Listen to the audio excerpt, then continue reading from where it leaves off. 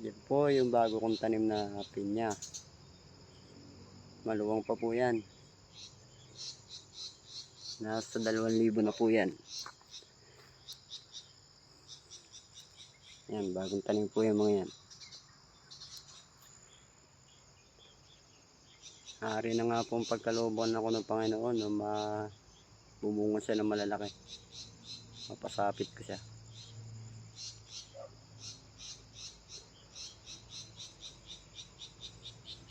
Naluwang pa po yan hanggang dulo. Kailangan ko papunta naman. Halos 2 linggo ko na pong tinarbaho yan. Linis, tanim, kuha ng salo. Maraming salamat nga pala kay Danny dahil siya ang kiningan ko ng salo niyan. Thank you.